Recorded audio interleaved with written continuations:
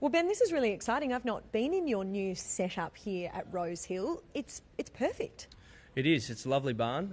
It stays nice and cool when it's warm, and it actually retains heat when it drops overnight. So we've enjoyed the first couple of days so far. The horses have settled in beautifully, and still got a few boxes left to fill, but they'll be up here sort of Monday, Tuesday, and then we've just got a nice team of 16 roaming around Rose Hill. So hopefully we can get a few winners on the board and kickstart the time here as a permanent resident with a couple of winners. And you've been based here for a little while now, but the intention is that you'll stay in Sydney and you'll find yourself here running the show. Yeah, luckily I've been given the opportunity to steer the ship up here in Rose Hill. So we've had 6 boxes in the visitors' barn for the last probably 7 or 8 months. Then thankfully we got offered the opportunity to become permanent licensed trainers up here. Well, Mick and Michael did, and we've settled in with 16 boxes and looking to build off that.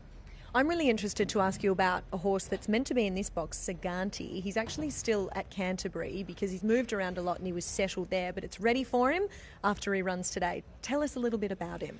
Look, he's a lovely colt. He stepped off the plane and he had plenty of spark about him. Sometimes that travel can really knock horses around, but he hasn't missed a beat.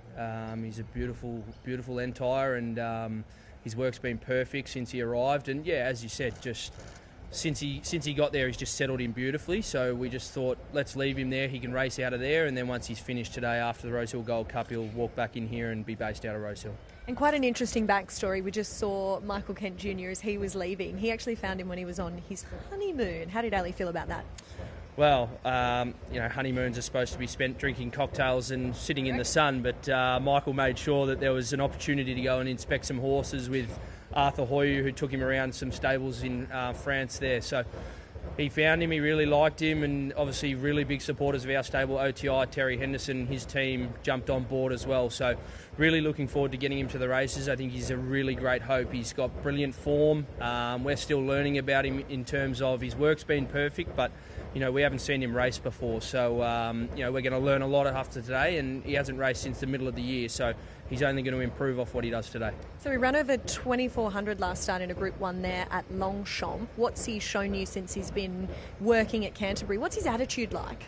He's bright. He's got a lot of bounce about him. He has a roll after he works, and he has a nice squeal and kicks his heels up. Like he's a really fresh horse that enjoys his work, and it's been good. We've been able to do plenty with him, but also leave enough in the tank for him to have a turn of foot at the end of 2000. So obviously he drops back to 2000, first time in Australia, and look, it seems to be a race that's got a good little bit of speed in it. He's been sticky away sometimes in his races, but he's also been quick away. So whatever he does today, Chad will ride him where he's comfortable. And one thing I will say is he's rock hard fit, so he'll be on his bike early, and he'll learn a lot.